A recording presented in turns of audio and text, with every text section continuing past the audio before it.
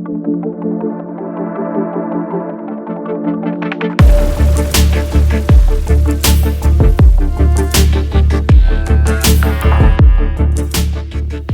all the different social, political, economic issues of our time. 2020 has really been a year where Paul stepped up his game and initiated a few different projects. He's got a new podcast. He's active on social media.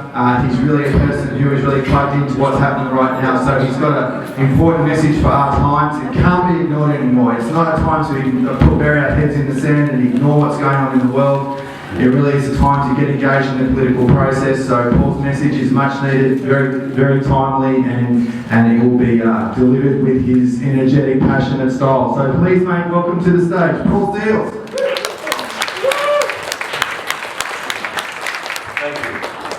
Thank you. So I'd like to begin today by first acknowledging our the traditional custodians of the land where this is being broadcast. And I'd also like to acknowledge our elders, past, present and emerging. So I'm going to be talking today about igniting transcendence. So we're going to be going on a little bit of a journey today, which is it's going to be super interesting. I've got some special guests and that sort of thing coming in. I'm covering a lot of ground, over 100 slides and videos in about 45 minutes. And Pane bet me that I can't go faster than him, so I'm gonna have a crack at that. So, igniting transcendence. Transcendence is the act of rising above something to a superior state, by definition. Transcendence comes from the Latin prefix trans, meaning beyond, and the word scendere, meaning to climb.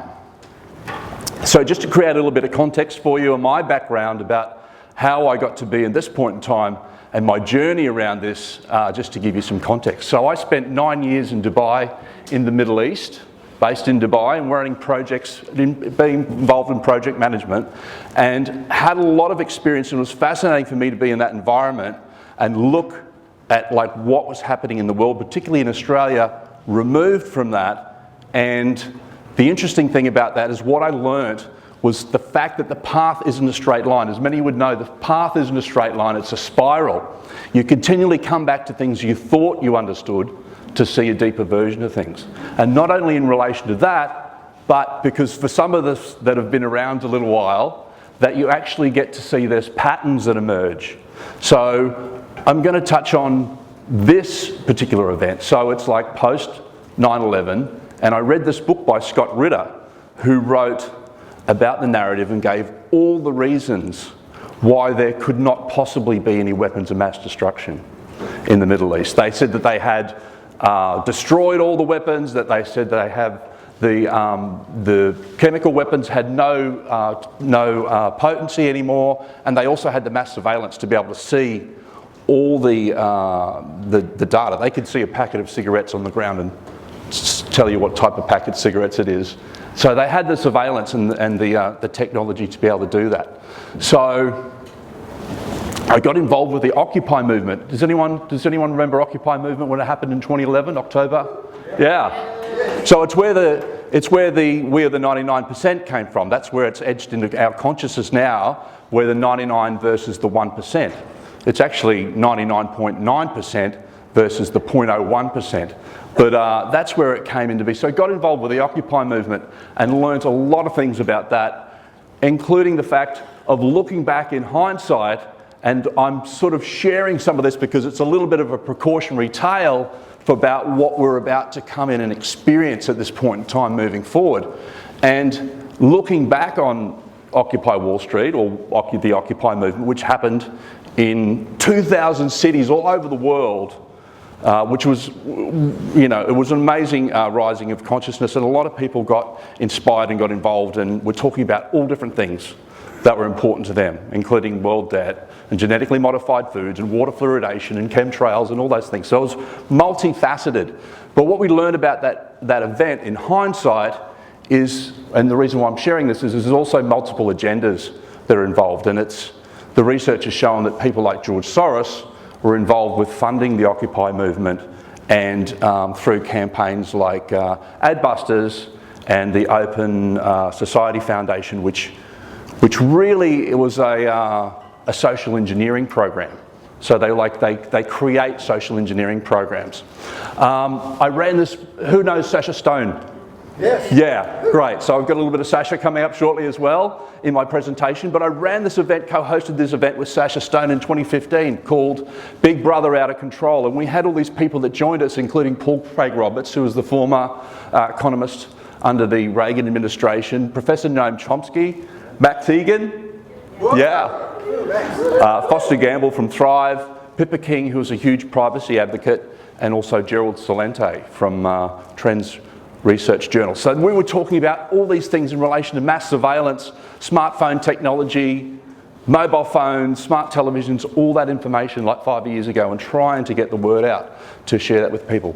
I was also involved with the 5G Crisis Summit. I don't know whether any of you got to see or watch the 5G Crisis Summit. There was like 300,000 people all around the world that joined the 5G Crisis Summit with maybe 50 or 60 speakers, including, again, Max Egan. It was hosted by Josh DeSalle and Saya G, and including Robert F. Kennedy Jr. and myself and a lot of other people that were talking about their concerns about 5G or electromagnetic radiation. And that's, I had been created and organised a group called Stop 5G Global for the last couple of years, and that was interviewing a lot of people. When I first heard about electromagnetic radiation and 5G, I just thought these people were a bunch of like technophobic hypochondriacs that like had like, you know, they were just like, I can't be near Wi-Fi, I can't be near power lines. I'm like just, it was a huge educational process to go through that. So we did a lot of interviews with people all over the world, including Arthur Furstenberg, who wrote the book called The Invisible Rainbow. Interviews with Ollie Johansson, who is one of the leading experts in the fields of electromagnetic radiation, Dr. Russell Cooper, all these other people here, and then my presentation in relation to the 5G electromagnetic radiation is really a byproduct because it's actually a mass surveillance system for the Internet of Things.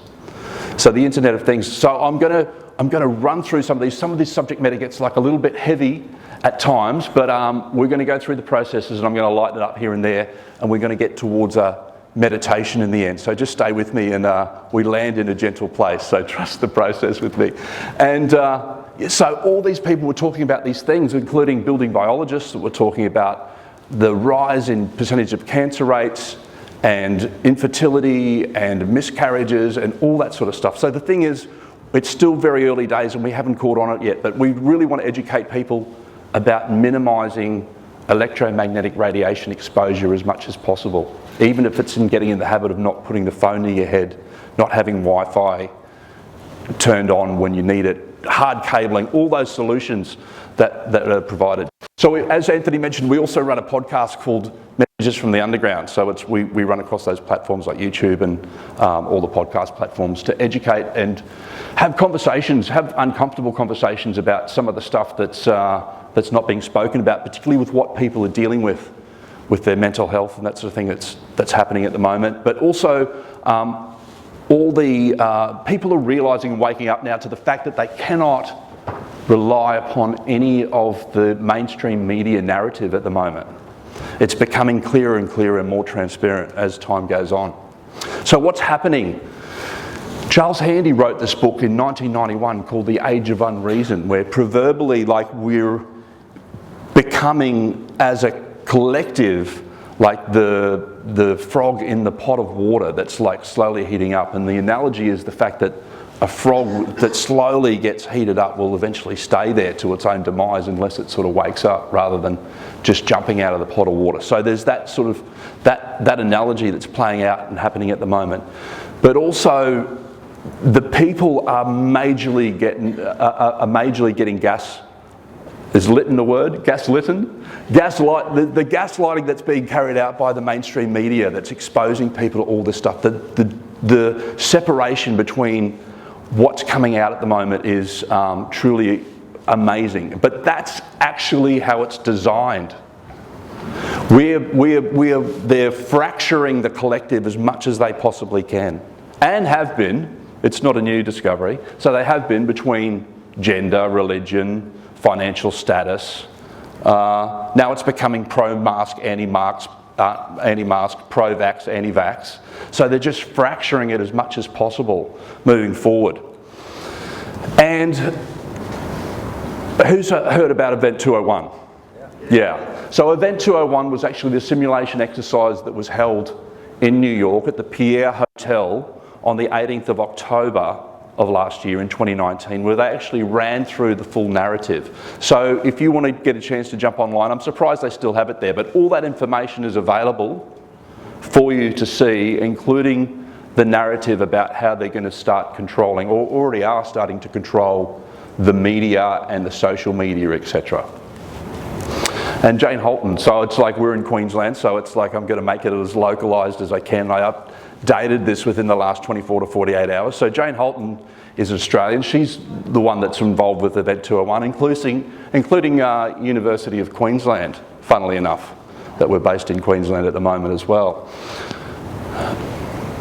So, the World Economic Forum. So Klaus Schwab, the part of the agenda for that, I don't know where my previous slide there's gone, but for anyone that's been tracking what Klaus Schwab has been talking about in relation to what they call the Great Reset, they've got their definition of the Great Reset, we've got our definition of the Great Reset. But under that, what they're saying here in effect is, where is it? So, many of us are pondering when things will return to normal, writes Schwab. The short response is never. And then he goes into detail in relation to the World Economic Forum and talks about, if I can get my pointer here to work, namely technocratic dictatorial rule by a tiny elite, the new Green Deal, gradual abolition of private property, and a minimum wage that will see jobs replaced, and a crackdown on things like universal basic income and that sort of thing. The other thing that's happening that I mentioned that integrates with the technology, which is the commercialisation of military-grade technology, is the mass surveillance that's happening at the moment. So we already know through these things like the COVID apps and that sort of thing that are coming out at the moment, and you don't even need to have the COVID app anymore. The phones are already built in with automatic updates for tracking for location services and that sort of thing. And even the Chief Health Officer in Victoria has come out publicly and said, well, we don't care if you don't download your app, we're just going to track you via your GPS services, etc. anyway. And even in New South Wales, so they're saying how they're going to try and enforce as of the 23rd of November that all people have to sign into to restaurants, etc. and facilities using QR codes. So I'm going to talk about what some of the issues are, and then I'm going to start talking about what some of the solutions are moving forward as well. One of the other things that we need to be aware of is also this called the Defence Legislation Amendment, or the enhancement of the Defence Force Response to Emergency Bill 2020. And basically what that allows them to do is give foreign forces the ability to be able to have occupation within the country, which is Australia, and also make them immune to any issues that might be arising, anything that they carry out. So I'm going to, this will make sense as we unravel it. Who's heard about the social credit system that's in China? Okay, so this is a little bit of information. This is a short video.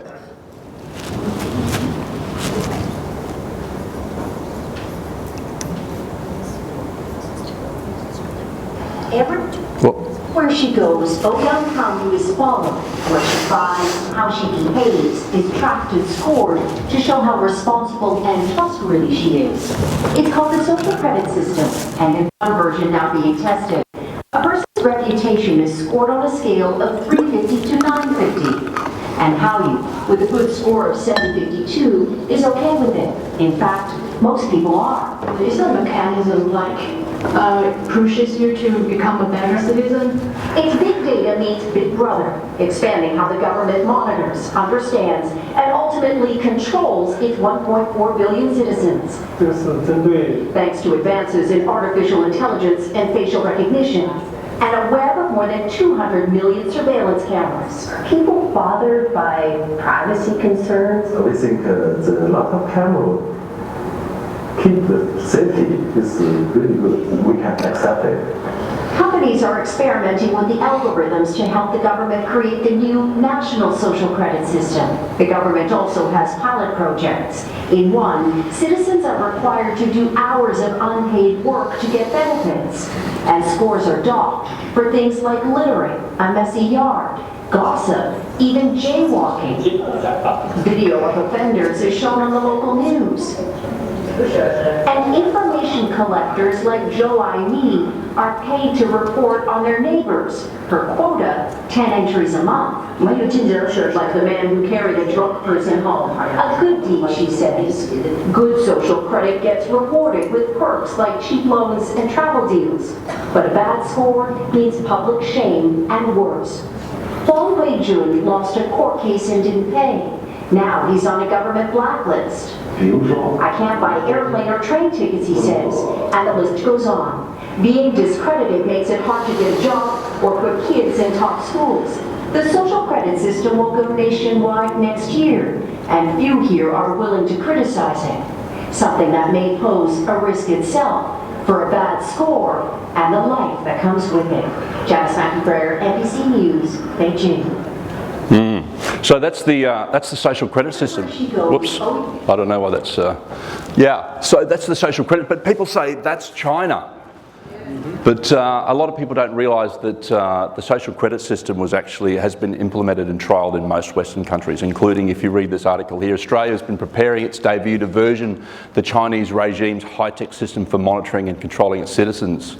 The new system on monitoring programs in Shenzhen, China, where the Chinese Communist Party is testing its social credit system. Officials of the Darwin Council travelled to Shenzhen to have a chance to see exactly what their smart technology works with before being fully rolled out. And then down the bottom there, which gets cropped, it's constructed using poles fitted with speakers, cameras and that sort of thing. So most of the Western countries already have tested and trialled these social credit systems and that sort of thing at the moment. So the irony of the fact is that we're in this lockdown at the moment, and everyone's spending so much time at home or working from home and using their data, which is just completely being harvested at this point in time. So we get involved with educating people around privacy and not basically being under surveillance, which seems to be becoming more of a challenge than ever before. So, in relation to what people are doing in relation to COVID testing, etc., I don't get too much involved in conspiracy theories as such, even though that I know a lot of friends that are, but I try and stay with what's happening with the facts. But all the indications currently are at this point in time that they're actually harvesting DNA samples from people. And that opens up a whole new conversation about what are they doing with the harvesting of the DNA and the DNA profiling, but the question really is, who owns that data and what are they doing with it and how secure is it? And this was out a couple of years ago. Even banks like HSBC Bank were saying that your DNA will be your data. So if you look for it, there's patterns and information that's leading that way. So some people, I won't ask who has, but some people have gone about getting their genealogy done through Ancestry. I've traced my genealogy. I've had private DNA tests done, but companies like Ancestry.com were doing DNA tests for, I think, like $50 or something. And the real retail price on getting a DNA test is about $300. So Ancestry, which grew from a genealogy tracking tool, is offering DNA tests for a number of health conditions, reached a deal acquired by Blackstone, which is an investment company, an investment fund, for $4.7 billion to buy all that data. So that's in relation to the DNA stuff, but just talking about this in relation to the tests themselves and how fraudulent they are, the PCR test is being used for COVID involves a cycling function. The more you cycle the test material in the lab, and this has been verified by other doctors that I've had the conversations with, the more you test the material in the lab, the more people test positive for COVID. If you cycle a test material 60 times, every sample tests positive for COVID. If you cycle it 10 times, no one tests positive. If you cycle it 30 times, some test positive and some don't. This means all of our corrupt governments have full control of how many people test positive, depending on how many times they insist the test material be cycled. They pick this test purposely so they can upregulate or downregulate the pandemic at will. So when you realise that COVID testers aren't quarantined after coming into contact with those who test positive.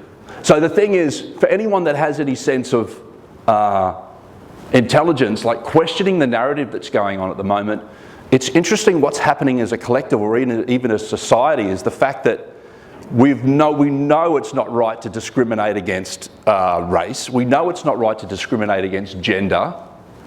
But the new frontier and still the ground that we're breaking, particularly for many of you here, is the discrimination and the prejudice that gets exposed against people that are alternate thinkers. And I know many of you have been exposed for that. So I commend you for what it has to take the courage to be on this part of the journey and to stand in your truth for what's right. So anyone saw this? Elon Musk did a tweet 2 days ago. Who saw this? Elon Musk, something extremely bogus is going on. Was tested 4 times yesterday. 2 tests came back negative, 2 came back positive, same machine, same test, same nurse. So Elon Musk, it's interesting. There's hope for us yet. But I should also say that governments always, they're out to contribute whatever they can. Here's a bit of advice from the Canadian government. Dr. Tam now suggesting all Canadians practice holding their breath for extended periods of time. So, I've got a message for you from our dear friend Max Egan, who wanted to contribute something as well. We are right now living through one of the most important times in human history. The world is changing. It's changing because it's being restructured around us. We're in a time of great crisis, but with the great crisis also comes a great opportunity. With everything that the system has done in the last 12 months on the back of this fraudulent pandemic that has been forced on everybody, which is simply a tool, an excuse that's been used to lock the entire world down into a surveillance state, comes a great opportunity with all of this, folks, because now the mechanisms have been laid so incredibly bare. The lies of the media, the complete biasness of the media, the confidence in the political system and in the media and in this society that these politicians have been running in general has reached an all-time low. At last it has exposed itself and the mechanism has been laid bare. All the things we've been talking about and warning people of for years, well, they've come true. It's no longer a conspiracy theory, folks. It's now an obvious conspiracy fact. But through this comes a great opportunity for the human race because we are now about to enter into the greatest spiritual test that we've ever faced. And this is what we came here to do. We came here to discover who and what we were and who we are and to realise our power and our potential that we have. And the key in all of this is that the governments have never taken any power from us. It's just that we've given it away. All we have to do is reclaim it, and the way to reclaim it is to remember who and what you are and to stand in your spiritual divinity. If we do that, we can change the world very simply. And as I said, folks, the mechanism is now laid bare for all to see. So even though the future that the politicians are attempting to create is a very dark future, it gives us a huge opportunity to step into our divinity and to create something completely different by simply remembering ourselves. And that's what this is an opportunity to do in Lakesh. Yeah. So here we are. So when all your normie friends become conspiracy theorists, I'm so proud of you. The thing is, it's those some of the things that are happening, but it's not so much the government that I'm sort of concerned about, or that we shouldn't be concerned about. What's the major concern at the moment is that what we call the normies, I don't want to call them sheeple, that's too derogatory, but the normies, the people, so for some of us that have particularly been around for a while, we've been unravelling for a while. We've been through our dark nights of the soul, and we've awoken gradually over a period of time. Mine was when 9/11 happened, and I pretty much unravelled out of that.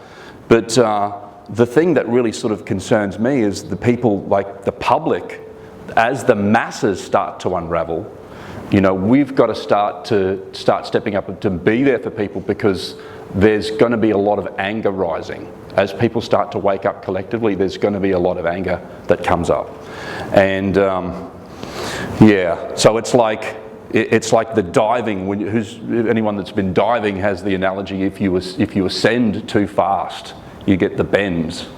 You know, it's very similar to that. For people that have been unplugged this year, it's unraveling for them too fast at the moment. So back to igniting transcendence. Just to create some context for people as well, and I know a lot of people I'm preaching to, or I'm having the conversation with some of you that are far more capable and experienced than I am in this area, but just maybe even also for others. So to create some context for you around that, anyone that's done any detoxification or fasting, or anyone that's had any experiences with plant medicine and that sort of thing, as well as I have had experience with plant medicine, is that if someone didn't explain to you the context that before you start fasting or when you're doing a detox, you're not going to feel really well, or that if you're doing plant medicine that you're going to be purging. If no one created that context for you and you just took the plant medicine and you wouldn't know what's happening to you. So it's creating the context for people that what we're about to experience is meant to happen and it's going to be okay. So in relation, what I mean by that is creating the presence around that. So for some of us this year particularly, we've had the experience of spending time by ourselves or with ourselves. Had the luxury of that we haven't had the luxury of doing that previously, maybe even for lifetimes. And that's what's really happening and getting activated for people at this point in time. That's why because we're in Queensland, and in Queensland, for example, there's like 8 people that have died with COVID and like 800 people that have died from suicide in Queensland this year, which is absolutely abhorrent. But the fact is that people are really being challenged to be with themselves or face whatever they're facing at this point in time. So it's giving ourselves permission and allowing ourselves to have our processes for ourselves, and and keeping the company of others that can support us during that process. I've had, as Anthony mentioned, I've had a background with protest as well. It sort of felt good at the time, but I don't actually know whether it achieved a lot in context. But the reason why, and then people will be drawn to protest, and that's okay as well, because that's part of their process as well. But the reason why I'm talking and pointing these out is that we have to be really careful about some of these organisations that are arising, particularly in America, or countries that have high levels of population, like the US at the moment. I don't know whether anyone's been tracking about what's been happening in Germany and the US and that sort of thing at the moment, but there's a lot of organisations that are being deliberately created to try and steer people into those movements. So just to be aware of those. So in relation to politics, I voted for the first time in 20 years recently. And not necessarily because of the fact that I think it would contribute to anything, it was just that there was a lot of people stepping up. And I couldn't be a hypocrite and not be. There's people doing amazing work in some outside of the 2 or 3 party systems in relation to IMOP, the Informed Medical Options Party, Great Australia Party, Health Party Australia, Australia One Party. There's a lot of people stepping up. So for any of you that are feeling that way inclined and drawn to that, it's not necessarily about winning either. It's for you to be able to step into leadership and be able to create with other people and get the training and development of and the platforms that the political process creates for you. And we are going to need a new wave of leaders coming forward to replace the old ways. So just mentioning about controlled opposition. So be conscious of controlled opposition groups. They're deliberately being created to steer people into them. So as one of the speakers, I can't remember who it was, mentioned previously, we are going to need to get ourselves as clear as possible, because what's happening with the technology and artificial intelligence, etc., is that we've got to stay as clear as we can, because it's going to really be our intuition that guides us, that has us navigate this successfully. Just while we're purging the rest of the stuff about politics as well, for any of you that have been tracking it, Bill Heffernan in Australian politics in the inquiry exposed the fact that there was 28 high-profile judges, politicians and ranking officials, including a former Prime Minister of Australia that was subjected to the police reports for suppression of pedophilia, and why they're allowed to have suppression orders for 90 years is beyond me. It's my grandfather went to Christian Brothers and was sexually assaulted, sexually molested, or whatever you want to call it. He hung himself when my dad was 16. And if you find a lot of these people that are really stepping up at the moment, the wounds, and we're here to heal intergenerational trauma, not just for us, but for our ancestors as well. So he exposed all that, and there's other good people, politicians like Andrew Wilkie, doing great work. This is in the last week, he's put forward a petition to release the suppression orders. So what I'm saying is we have to be prepared for the ugliness of about what's to come out, to allow that to be exposed, to shine the light on the darkness around that. So yeah, check that out. That's been tabled in the last week. So this group's really progressive, so I knew I could talk about this. So what are you going to do about it? It's only a two-party system. You have to vote for one of us. And as Anthony mentioned, I've been speaking at a lot of events previously, for a long time, particularly this year, but right back as far as 2012, I think I started. And I've been speaking at a lot of events, and there's information there that suggests that some people have the theory, and we also ran a podcast on this as well, is Earth under invasion by an extraterrestrial force with human collaborators. And I've spoken to a couple of events, and one of the organisers at one of the events said, you can say the F word and you can say the C word, just don't say the A word, because it freaks people out too much. Yeah, so it's not very spiritual, but anything goes in 2020. So what I wanted to mention as well, Anthony mentioned in his amazing opening address as well, that you can get bets, you can still place bets on Trump versus Biden. That's still open, and it's open and paying 12 to 1 for anyone that's interested. So if you've got any information about that, I'll gladly share that with you as well. So health and well-being, us getting ourselves as well as we possibly can. Greg mentioned in his speech, he talked about his Buddha belly, but I actually had a literal one. I had a literal Buddha belly. But that is, people think that fat makes you fat. It's actually sugar that makes you fat. Just so much alcohol. 105 kilos, and that's me down to 85. But I had a healing and health crisis as well. So I think Cindy or someone mentioned about heavy metal toxicity as well, and that's what I was dealing with, like heavy metal toxicity. So I had to do a lot of detoxes, and as we do detox, we actually feel worse for a while, and had all my fillings removed and all my root canals and all that sort of stuff. So encouraging you all as much as possible to start moving in that direction if you haven't done so already. And I know it sort of seems overwhelming, and there's bills, and it cost me more money to get them taken out than what it costs to get them put in. And that's the weird part about it as well, but to just start moving in that direction. So yeah, this is the card that I drew last week. It's time for cleansing and detoxification of the body and mind. So supporting and nurturing ourselves as much as possible. So spiritual practices, I've been speaking about this in our podcast and some of our events as well, is that if you look at what's happening, not just here, but this narrative is playing out right across the world at the moment, but what's happened historically, the old saying is those who do not study the past are destined to repeat it.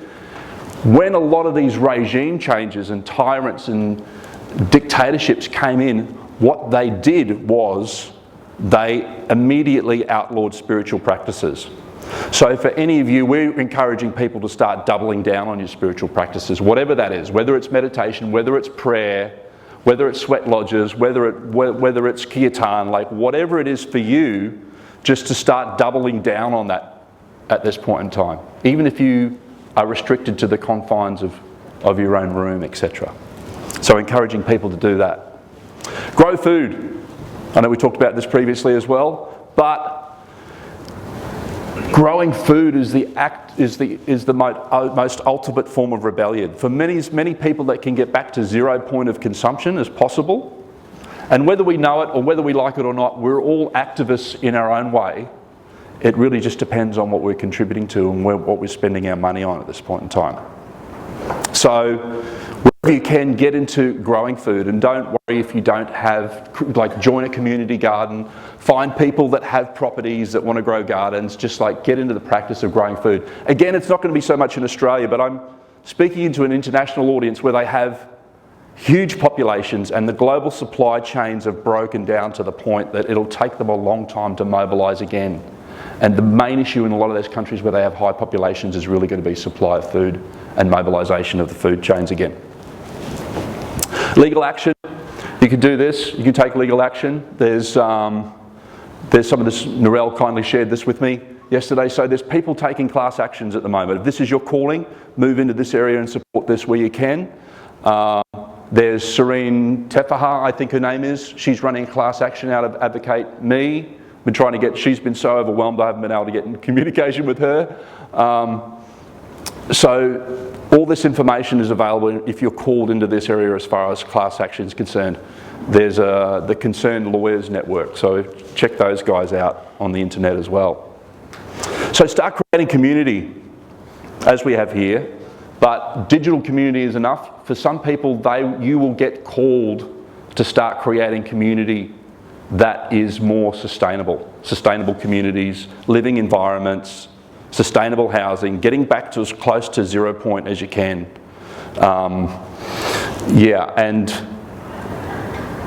Just getting back to community as much as you possibly can. And some people will just, they'll be happy in a residential area. Some people are getting called to get right off the radar altogether.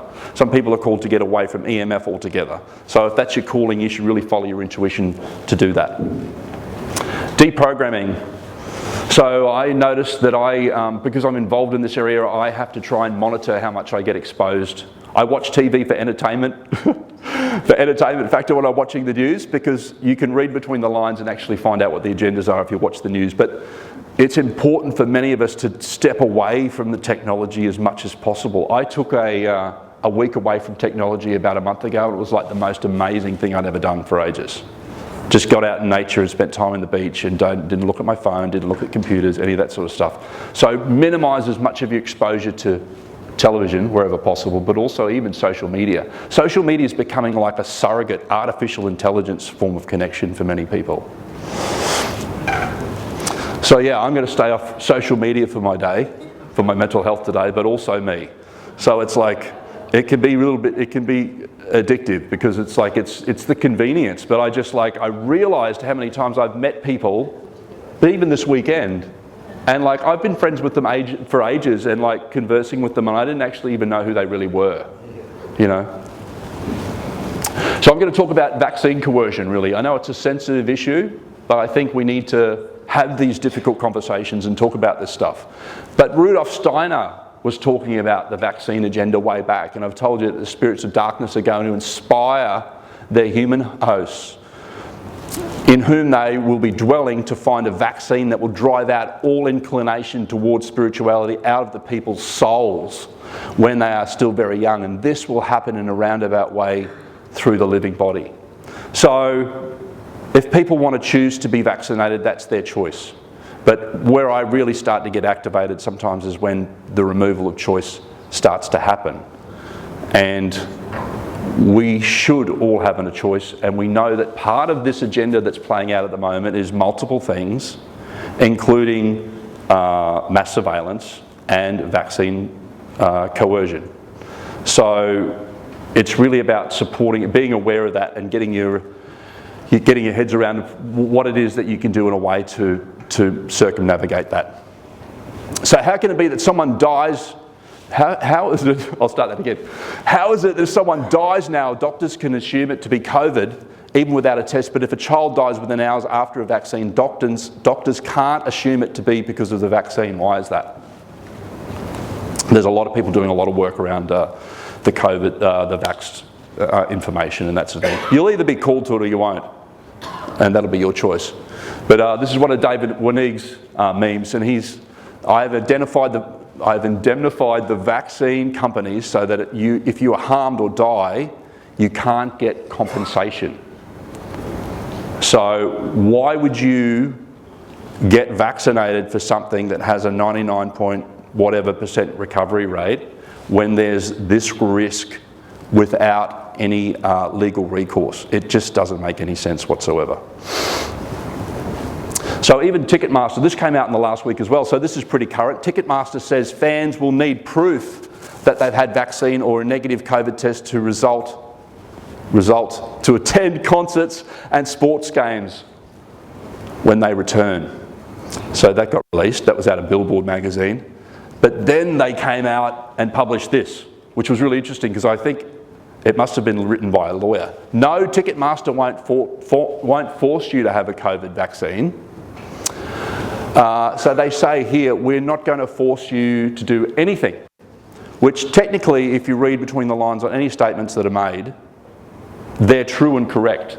The same as Scott Morrison comes out and says, we're not going to force you to be vaccinated, but we will stop you from getting benefits, we'll stop your travel entitlements, etc., etc. So when you watch the news, watch it, because they'll be saying things that are legally correct, but yeah, you've got to read between the lines on those things. But then they go on to say, but here's how it works.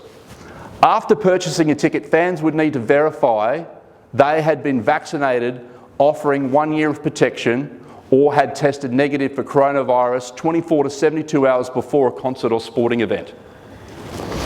And then it goes down further in relation to the article. The majority of fans welcome the move if it would mean the resumption of live music. Inject me now, one wrote. Honestly, I would do anything to go to a concert right now, added another. So yeah, do not consent. It's all contracting. It's all contracting, so do not consent.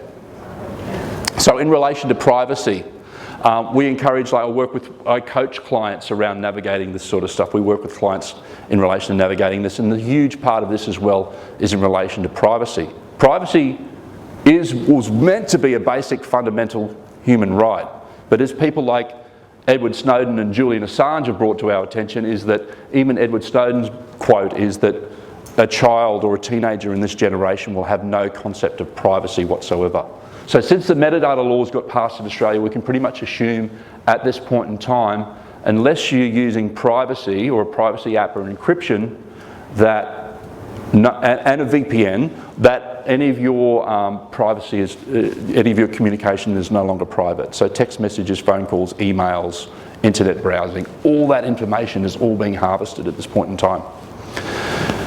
But then there's also another agenda. So this came out, this is also current in the last week. So breaking, the Austrian press reporting EU control of ministries have almost complete resolution on the table to ban end-to-end encryption on apps like WhatsApp and Signal app. So that's before the government in Europe at this point in time as well. So watch this space about what happens and under the guise of making encryption criminal activity. So banking, we also work with clients around banking. So, everyone needs to pay with things with money. People have the conversation, spiritual communities, we shouldn't be money, it's just about exchange. But money, finances, currency is units of exchange. And a lot of people don't realise this either, and why I'm talking about this point in time is both Westpac and National Australia Bank were both bailed out by the US Federal Reserve, which happens to be also a private corporation, were bailed out in the GFC in 2009. Now, potentially what we're facing, because we've never experienced anything like this globally before, this massive contraction that we're about to experience is probably going to be even 10 times greater than what we experienced in 2008, 2009. So that's the reality, that's what's going to happen. It's a deconstruction at the moment, it's unravelling. And it's meant to unravel, but we're just going to make sure that people are prepared for that. So what we're about to experience is a massive construction and deconstruction, and then it'll explosion. Then we'll go through a quantum shift in growth moving forward. So a lot of people don't realise this either. Having information about it happened in October, November 2014, the G20 in Brisbane. If people remember back to then, they passed what they call the bail-in laws. Now, the bail-in laws, what that means is effectively that the bank can consider all those people to be shareholders of that bank, and what happened in places like Cyprus is people woke up in the morning and about 47.5% of their money got skimmed out of their bank accounts. So I know that sounds a little bit alarmist, but it's a possibility. So what we're doing is like working with clients and tell them, stay away from the big 4 banks. So if that's a takeaway for anyone, stay away from the big 4 banks. And if you're encouraging people to get back to community-based banks, and if you're working with a community-based bank, make sure that they're not underwritten by the big 4 banks. Because you'll do a search on some of those banks, have a look at who the majority shareholders of those banks are. So we work with clients with that as well. Yeah, that's it. So debts. So having debts are not a bad thing, debts are good. You're just like encouraging people getting rid of any non-essential debts at this point in time moving forward. People should understand that when the Great Depression happened in 1929, it didn't happen all of a sudden. The bulk of it happened over 1929 to 1933, but lasted from 1929 to 1939. So it was over a 10-year period. And we know that their agenda is to roll towards the UN Smart City Agenda 2030. UN Agenda 2030. That's the timeline that we're currently in at the moment. So tax. Some people say tax is a 4-letter word. Some people say tax is theft. And many people that are like waking up at the moment now are going like, why am I paying tax? If my business, if my country, I should say, that was a Freudian slip, because most countries are businesses and registered corporations. If my state or my country is being closed down, why am I still paying tax? And that's an interesting question you should probably ask yourself. But some of these people in Italy had a response for their tax bills.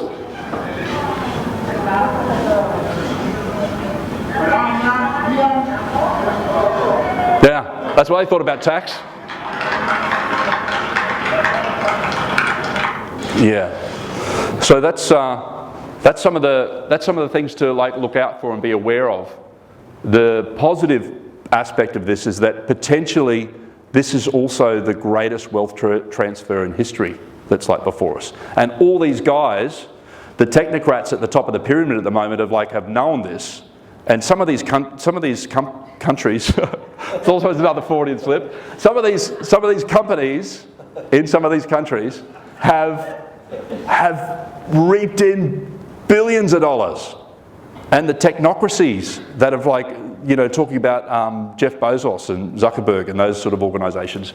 But there are also these opportunities for us. And that's what we're really committed to, is having conscious community get out and then have them be positioned to be able to take advantage of that.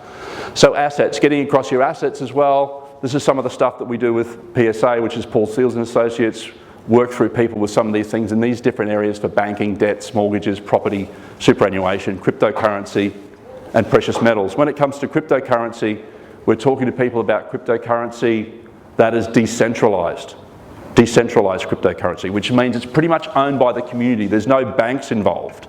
The cryptocurrency conversation allows us to be able to transact directly with each other without having third parties involved. There is an agenda currently, which part of the agenda, not only the lockdowns and the debt, the massive unrepayable debt that countries and states will have to sell off a lot of their assets to pay the bills for the interest on what's being created, but there is also an agenda to roll out fiat digital centralised currencies. And even these people have come out and said publicly that they have the ability to be able to track, trace, monitor and confiscate digital currencies.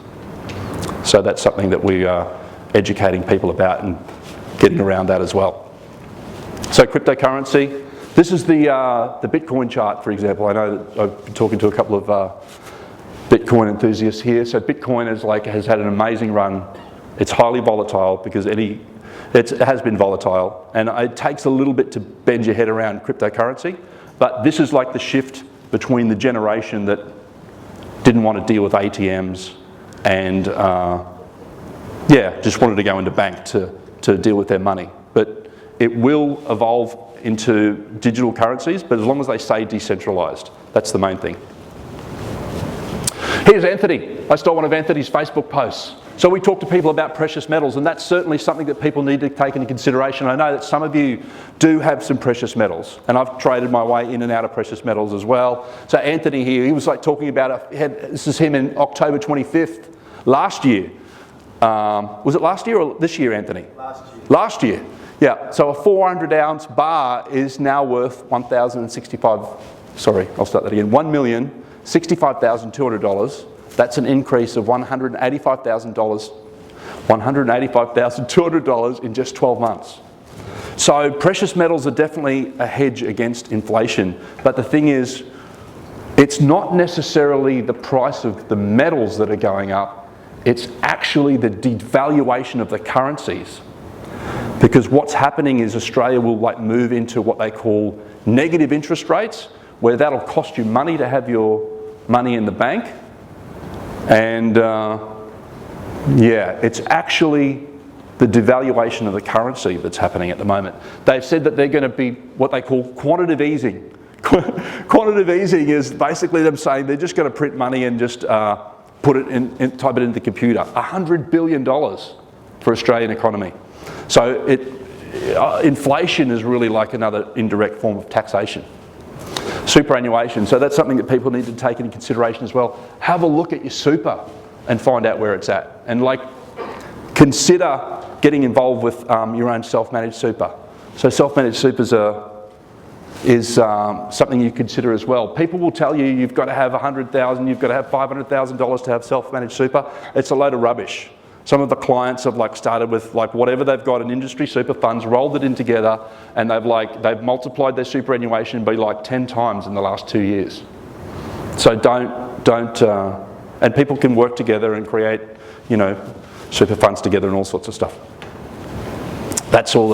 You can log in and watch your super. If you've got cryptocurrency, if you've got precious metals, you can log in anytime and have a look and see where your stuff is and check it out for yourself. So yeah, that's what we do, is we help people turn anxiety into opportunity in all those areas and coaching them around privacy and banking, debts, income streams.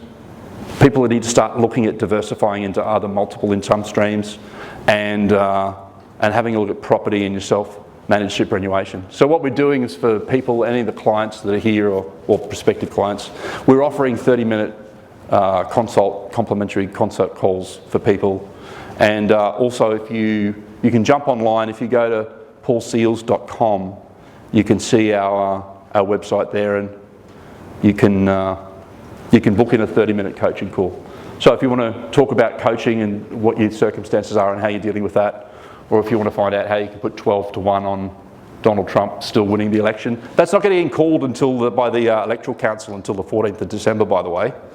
And so if you want to find about that, or if you book a meeting, or if you just want to, I'll give you some like $10 worth of Bitcoin or whatever to get started as well, so you can start educating yourself about that. Whoop, I think I pressed the wrong button there, Anthony. Here we go. So I know I've only got a couple of minutes left.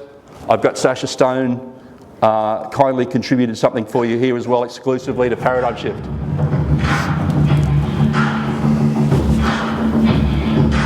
Then we'll do a short meditation. Greetings, friends. I just need a bit of volume. For inviting me to say a few words. Not going to patronize anyone with suggesting how any of us navigate through the insane proposition of the status quo right now, other than to say that the way I've chosen to do it is to stand in pure truth and right action, and to move fearlessly on the surface of this earth, causing no harm, loss or injury to another living soul. And that, of course, to those of you who understand the language, is what natural law is all about, which is to say universal law, which is to say God's law, which is to say your divine nature. So just sitting in that default within the synthesis of the human heart and mind, and being fearless in our pursuit of our own hero's journey, our own noble journey, That's what we should all be fixated on. And affirming our lives with as much creativity and expansiveness as possible. Constantly asking questions of the universal mind, looking out of the windows of the soul and beholding the patterns of perfection in this world that do exist. And then accepting that when you move into coherence with divine nature, that you too become a conduit for being able to transcode those universal colors and textures and begin to anchor even more patterns of perfection to this realm. Reclaiming human dignity, reclaiming sovereignty, learning the art of telling the establishment to go and fuck itself. That is why we were born to this time, my beloved brothers and sisters. Let's get on with the sacred task in hand. God bless you. Yeah. So there's a bit of coaching. There's a bit of coaching for you. I just wanted to, as I'm going to close out, I've got another guest as well. I'm going to do a. It's a quasi meditation. He's spoken word. So Max Egan and Sasha Stone and also Garrett Laporto have kindly given content for us here today for Paradigm Shift as well. I don't know whether anyone knows of Garrett Laporto. He's huge in the States, the Wayseers Manifesto, if you've seen that. But I just wanted to mention in closing as well is that there's a special date coming up. There's a special date coming up on the 21st of December 2020, and that's for the activation at Uluru. And I know there's a lot of us. Somehow I'm called to be there, not necessarily for any particular events, but to be in the proximity of that location there and to be involved with that. So I'm going to just suggest that you keep that with your prayers and with your meditations at that point in time. And yeah, you don't. Okay. Right, I've already gone way over. I've given you nearly an hour. Really? Yes. Okay. Really? No problem. Okay, so I just wanted to acknowledge all of you. Thank you for being here and thank you for your time. Cheers.